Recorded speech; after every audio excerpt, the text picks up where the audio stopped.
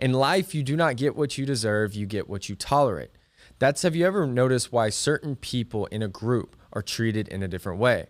If you have a big group of friends, you notice that there's always one leader or someone that kind of gets picked on more than others, or maybe a person in your office that just doesn't have the respect of the rest of the company. Respect is a common currency. It doesn't matter what religion, what background, or what country that you live in. It is the greatest form of currency, and it will open up or close doors that don't even exist yet just because of how much you're respected. Hey guys, welcome back to the Grant Mitt Podcast, episode number 122. And in this episode, I'm going to be breaking down the art of respect and how to start gaining the respect of other people, and ultimately how to teach people how to treat you. I'm going to break down a couple different key details, and I'm going to give you guys some stories and background on how I've learned how to gain more respect and how to deal with it in person. I'm not talking about online. I'm not talking about with internet people that put comments. I'm talking about real, actual life. Key thing first is start setting standards early. People are incredible at accepting change. We see this as a kid, right? You know when your mom or dad gets home and you know they're more mad or more irritated than they are normally. Kids are some of the most emotionally intelligent people ever, and they're the best salesmen. Why is this the case? They're not thinking about their rent, about what they're trying to do with their boss, how they're going to hit their numbers, what's going on with their relationships. They're very susceptible to everything that's going around, and that's why their brains are developing so fast. So they say if you want to learn a language, it's best to learn it from 0 to 7. Why is this the case? They're paying attention to things that other people are missing, certain social cues, certain tonalities. For example, it would be like a young girl noticing every single time her dad gets home and he's whistling, he's in a good mood, so that's when she should ask for ice cream. It's the details. And so it's important to set expectations and standards. One of the key things that I do within one of my companies, my solar business, is that we notice that our sales reps just would not focus and pay attention in training if they didn't have their cameras on. Everyone here has been on a Zoom call. And what do you do when you're on a Zoom call that you don't want to really pay attention to? You turn the camera off, you mute it, and then you do things around the house. You're texting your friends, you're on your computer, you're on social media. So if you have the camera off and you're muted, you're basically not listening. You're just going to listen to a 45-minute meeting. You may chime in one time, and that's about it. So we made it a standard that if you're on a company Zoom training, you have to have your camera on. And if you don't, we'll ask you, hey brother, can you get your camera on real quick? And if they can't put it on, no big deal. We'll just boot you from the meeting. Now there's other meetings where it's just a quick call and it's different. But when we're doing a 30 or 45-minute sales training, I want everyone to be locked in. If they cannot plan around 45 minutes of their day, then they shouldn't work here. And some of you guys were like, man, I wouldn't want to work for a Grant company. That's perfect. You want it. But that's the standard that I set for myself. I am teaching them to respect the company's time, our managers, and our leaders. Because when they're on those trainings, they get better. And we quickly found out that people who were the most focused on those meetings had the most success. The next thing that we implemented on just like a business and corporate strategy is we have a boot camp training for any sales rep that's entering the company. And it's tough because my sales reps for that specific business are full commission. So if they don't sell, they're either going to quit or they're going to get fired. And even then, getting through our boot camp, memorizing a massive script, a brand new industry, how to get through everything, how to answer objections, rebuttals, you name it, is challenging.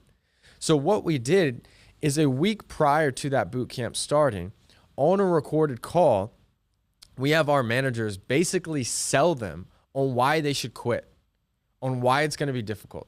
And then every single emotional experience they're going to have, every challenge they're going to have, all of the upsides and all of the potential in detail. And then one by one, we go through each one of those people and we have them recap what they're going to experience and what the expectations are day one. And what we started noticing is the quality of people that came into the company rose. The success, the retention, and the actual happiness of the people coming in rose. Why? They respected who they were working for. And a lot of times, if you notice, man, you had someone cancel a date last minute, or you have friends that are like, no, man, I think I'm just going to stay home. Or you have someone that's interviewing at your company and they're 15 minutes late and they're rude and they're passive aggressive. That is a credibility issue. And one of the key things is you can't tolerate that. And so one of the first sayings of setting standards early on is always, always, always be willing to walk away. I don't care how good looking you are if I'm dating you. I don't care how cool you are if I'm your friend. And I don't care how accomplished you are if we're doing a deal or we're working together. If you don't respect my time, my company's time, we don't need to talk. I don't need to curse them out. I don't need to be a Mr. Tough Guy. All I have to do is say, hey, like, obviously you're not interested. It's no big deal. Hey, I wish you the best. And usually when you do that and you're willing to walk away, no, I'm sorry. And I'm like, no, it's like, look, man, you clearly have, other things that you're focused on. I'm not here to convince anybody. I appreciate it. Maybe we can connect in the future. Thank you, man. Have a good one. They're like, oh, damn. Their respect for you just went through the roof. If people keep canceling on you and you keep allowing them to reschedule, that is your fault, not theirs. And so it is important to set those expectations early. Now, how do you do this? A big mistake, I saw this in the movies. You would see this like Mr. Tough Guy in your face. And there is certain situations where you do have to raise your voice slightly or be more aggressive, but that's rare. The most powerful people are calm. They're poised. And it's even more effective to drop your tone and get even more serious. So for example, if someone is in an interview or they're working for you or someone disrespects you in your office, you could just calmly say, it's like, hey, come here, can I talk to you for a second? Pull them aside and say, hey, maybe you're used to talking to people like that, and what you do with other people is none of my business. But I understand we work together. I understand we have this account together. As long as you're going to talk with me and as long as we're going to work together, you're going to talk with me with respect, integrity, and if not, there's no big deal. We will not work together ever again, and you can go talk to somebody else with that. And usually the first thing they're going to do is, one, they're not going to expect it, and two, they're going to backpedal. And what I call it is called pulling the rug. You're pulling the rug back, and you're gaining back leverage. If you don't have leverage, create it. And that comes from the person who is the least fearful and the most willing to walk away. That's why in other podcast episodes, I talk about gaining leverage, building the network, saving money. So you have that fearlessness approach to every single one of these situations. Look, if you're not willing to walk away from the wrong people, the wrong company, the wrong industry, or the wrong situation, then you deserve the misery that comes with it. And I know that's harsh, but if you are willing to continue to put up with that BS, then you are actively choosing that you are okay with it. Therefore, you deserve what comes with it. Well, Grant, my situation's tough. I get it. All of our situations are tough. And they're tough if you're not willing to walk away. What happens is early on, when I'm teaching respect and teaching how to others how to treat you and how to get what you want in life, many times you have to actually take 2 steps back to take 10 steps forward. The reason why this is the case is because you have to first stop the bad behavior that you have within your own operation to actually cause people to respect you and stop giving you the BS that comes with dealing with them in those situations. When you are willing to walk away, all of these people will start dropping like flies. Because up until that point, they thought that they could get away with disrespecting you. They thought they could get away with side comments, jokes, wasting your time, not being kind, not being respectful. But the second you start defending yourself, there's a knee-jerk reaction that's going to cause some fire in them. Who cares? They didn't respect you anyway, so they're not, even if you lose them, who cares? You will have some fixer attitude, but most won't. Let them go. And then set those standards early on with other people. You don't do this by being a hard ass. You do this by sticking to your standards. 2 is respecting yourself first. Okay, this starts with the basics. Keep your promises. If you tell yourself you need to work out 4 times this week, do it. If you say you want to save 20% of your money, do it. If you say that when you tell someone, hey, I'll meet you here at 7 o'clock, be there at 7 o'clock. When you show that you're going to actually stick to your word, other people not only will respect you more, but they'll know that when you say something, you're going to do this. When I first started having success, a lot of my friends that I grew up with gained this huge amount of respect for me. I have great relationships with them. But the reason why is I had talked about doing all of these things as a kid and even like a few years prior. And then when they saw me not say anything for about a year and then suddenly go do it, the respect went through the roof. Why? Because they're like, dude, you were not joking. You really went out and did everything that you said you were going to do. And they viewed me in a different way. So when you keep the promises that you give to yourself and you follow through with your word, whatever that may be, with your people, with your employees, with your friends, and dating, and business, and potential deals, everyone will respect you more. Because a lot of times, and this was a mistake that I made early on, is we get too caught up in the now. We think about only this deal, or only this problem, or only this employee. But we forget that the relationship, and most importantly, the reputation, will precede that one experience, that one short week, or that one short year. But 20 years from now, if you've always been the guy every time you raise money, you make people money, it's going to be very easy to raise money. If you meet one friend or two friends and they love you, that they tell other people about you, think how much easier it's going to be to make the third and fourth and fifth or 100th friend.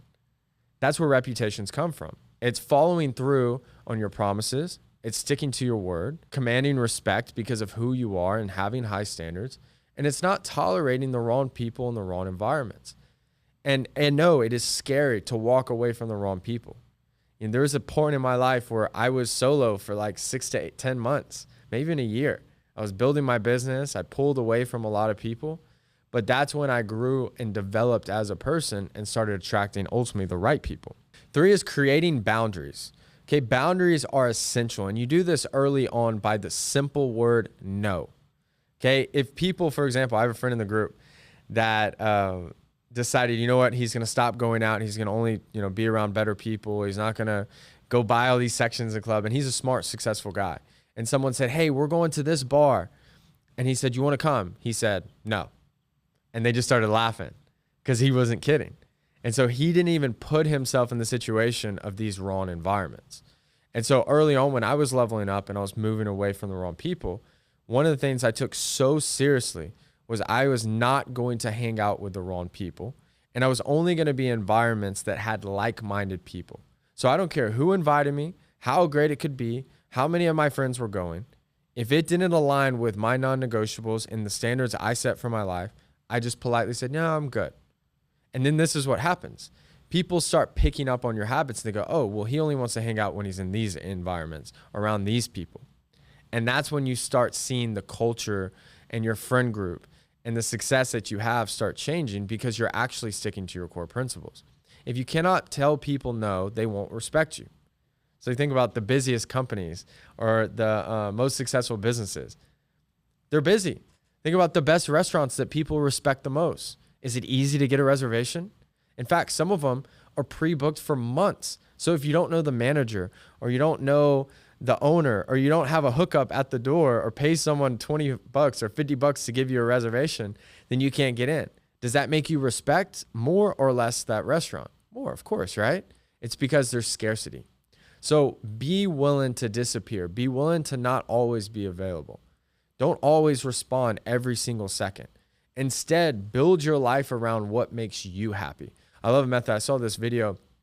This guy was talking about dating, he was talking about friends, and he was saying, instead of just inviting someone to do something, and if they say no, you don't do it, already make plans. If you love watching sports or you love going to these certain places, or let's say a comedy show and you love comedy, get like 4 or 5 friends and go to a comedy show and then invite one person. If they don't come, you're still going to it. That shows respect. That shows you that you're a valuable person that has their own life. If that person can't come, it's no big deal because you respect yourself. You're living your own life. You're not waiting on other people to, stimulate your happiness or fulfillment. And then last is communicate directly and clearly, but also be calm and poised. The key here is be honest, but be tactful, which means you don't have to force people to do things they don't want to do. One of the common things when I talk about management, and this is more so on different videos, within my YouTube channel, but then also like in private communities and consulting, or just even when I'm working with my own people, is I don't force people that work with me or I'm friends with or anybody that I know to act a certain way. All I do is I know my core standards of the company, myself, my friend groups, whatever the case may be, and I stick to them. And if someone isn't meeting them, if there's a chance of saving it, you address it. So I'll kind of give you an idea of what this would sound like. Let's say you had someone that you're working with or someone that worked for you. they're not performing, they're not doing the things that they're supposed to do. You call them, hey, how you doing? First, check on them, make sure everything's okay. We got to make sure they're not going through a divorce, someone didn't die, they're not going through something that you don't know about. Second is ask them how they think it's been. Like, how's it been working for you? How do you think you've been doing? Let them talk. They'll probably admit they're not dumb, that maybe things aren't going as planned. 3 is you stroke their ego. Okay, I know sometimes you're like, man, why do I want to do this if this person's not already doing it? Because you want to drop their guard. This is where change can occur. If their ego is flared up, it's going to be hard for them to change. So this is kind of how it sounds like. I'd say, hey, John, man, it's first off, like, I'm excited that you came into the company. I know since we hired you, I heard great things. You know, you had all this potential. You had all these skill sets. I know you worked at XYZ company and ABZ company, and apparently you did amazing things. And just from talking to you a few times, you're a super sharp guy. Like you're mentioning, you know, maybe we're not hitting the targets that you're in. I talked to XYZ, your manager. He's kind of on a similar thing where he's like, look, this guy Johnny is talented. He is charismatic. He's super intelligent, but you kind of just seem like you're not in it. Is there anything personally that's going on, or maybe your focus is elsewhere? This is where they're going to try to convince you that maybe it's a little things, but not too much. Here, then, I would reframe and reset expectations. So I'd say, look, I want you to be here, man. Like, I like you. I think you have so much potential. But one of the things that is so important to us here is that every single person here is not only happy, is not only fulfilled and loves what they do, but is also successful. Because if you're successful, the team will be successful and the company will be successful, which helps everybody. And you pull up their numbers, you pull up data, and you're like, this is where you're at now. And the one thing that bothered me the most when I looked at these numbers is not your execution, because I know we can improve there, but it's the effort. The first week, you were calling 125 people a day, which is great. But in the last 6 days, you're averaging 30 calls a day, which means you basically cut your efforts and output a fourth. And I'll usually do a reference. I'll be like, you know, you like football, right? What's one of the best franchises? It'd be like the Green Bay Packers, you know, the New England Patriots. I'll name a couple. And I go, exactly. Do you want to play on a team that's like the New England Patriots and the Green Bay Packers, or the Jacksonville Jaguars? He's like, well, the New England Patriots. I go, why? He goes, where they win. They're successful. I go, exactly. And we're the same way. And so I don't want to force you to do anything. If you're like, right now, Grant, I don't like it here, no hard feelings, but I want to do something else, then, man, we'll support you all the way because we want you to be successful. But if you're here, I need you to do this thing, this thing, this thing, this thing. Is that fair? And sometimes in that conversation, they go, you know what, Grant, I really appreciate you, you know, just being upfront with me. I just don't think this is the right fit. And I go, man, there's no problem. I wish you the best. And we part ways. Let them go. But what also typically happens is, you know what, Grant, you're right. I need to step it up. I appreciate y'all. Y'all are working hard to make sure I'm this. You're doing this. I'm going to commit to it. And you go, perfect. And you set a time frame and a follow-up. You say, okay, how about this? Every day you do this and this. And as long as this happens, you're good. And we follow up in a 2-week call. You can jump on a call with your manager. Y'all can go through everything. And then if you have any questions, you can do this, you can do this, you can do this. Is that fair? Cool. And if it doesn't, then it's obviously just not a good fit. So it basically means, hey, I'm not going to control you. To be in this circle right here, you need to operate like this at this certain level. Okay? And if you don't, I'm not going to convince you. I'm not going to scream at you. I'm not going to hold you down and force you to do something you don't want to do. It just won't make sense. Okay? So what did I do? I broke down their ego. I did it in a calm and poised way, but I was also clear about my intentions of what I wanted out of this relationship. And there's nothing wrong with that. And what I realized early on when I was learning management and when I was learning respect is that a lot of the times people weren't messed up. They weren't rude. They weren't doing things the wrong way. I just never set expectations and had them mutually agreed upon between the two parties. Expectations can solve the bulk of issues between relationships, business, and friendships. But many times we just don't put in the effort to actually set those expectations and have those uncomfortable decisions or calls. And I want you to think right now, what is one person that right when you're going to bed, you just can't stop thinking about because you're stressed about them or they're not hitting their numbers? That's probably the person that you need to have a difficult conversation with. And we're all a few difficult conversations away from having a better life, better friendships, and a better relationship. And those difficult conversations actually bring you and the other person together closely. Okay, so let's recap this and let's go through this in a simple way. Number 1, set standards early and stick to them. 2, respect yourself first. Okay, if you don't respect yourself, you cannot expect other people to respect yourself either. 3, create boundaries and don't have guilt for it. You should never feel bad for actually sticking to your standards and protecting your time and your energy. You don't owe people anything. You don't have to go out every single night. You don't have to answer every single call. One of my friends, he said, hey, do you say yes? He sent me a screenshot and someone's like, hey, can we grab lunch? And I told him, unless you're my mom, you're my brother, or you're my dad, I'm not having lunch with you unless it's a weekend. Unless it's a business lunch, and even then, I don't even like those. Why? Because I'm working and I'm focused. I'll have dinner with you, but I'm not going to have random dinners and lunch with all these people because I can't do what I want to do and I can't conserve my energy if I'm going on 4 to 5 lunches a week with random people I don't know. Protect your energy. I can't feel bad for that. You shouldn't either. 4 is be direct, set expectations, and be willing to walk away, right? There is nothing wrong with walking away from the wrong people, but you can do it with respect and you can do it to where they say, you know what, that didn't work out, but that's a good dude. That's a good person. I really like her. I really like him, whatever the case may be. But you do this by sticking to your boundaries. Early on, I learned this when I became a manager, and it's before I started my own business. And even when I did start my company, I was always used, and even to this day, I'm always used to being the youngest person. So the most important thing with respect, and what's so important, and I'll leave you guys with this, is always think of life through their shoes. So when I took over this team and I had to build a team from scratch, every single person was older than me. And about half of that team was as old enough to be my dad.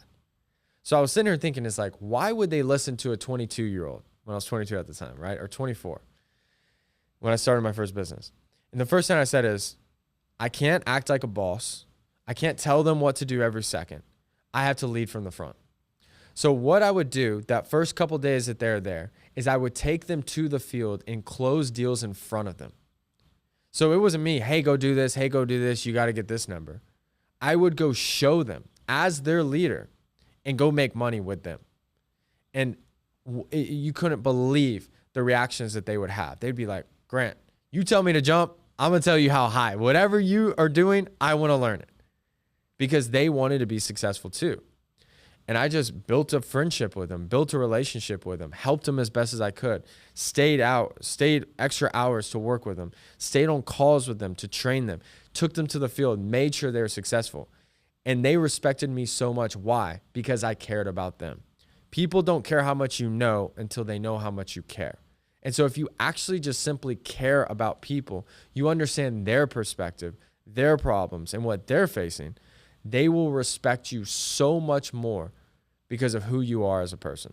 So I hope you guys enjoyed this podcast. As always, you can find me on all my social media outlets at Grant Mitt, as well as also I started a community for business owners. If you guys would like to join, I'll give you 7 days for free. The link is below. And if you are a business owner looking to scale your business, I started an inner circle group with 6, 7, and 8-figure entrepreneurs where we actually talk about scaling and growing companies and implementing systems so you could do the same, and also networking with successful entrepreneurs. So I'll put the link below. Other than that, hope you guys have an incredible week, and I'll see you guys again for episode 123. Thank you guys.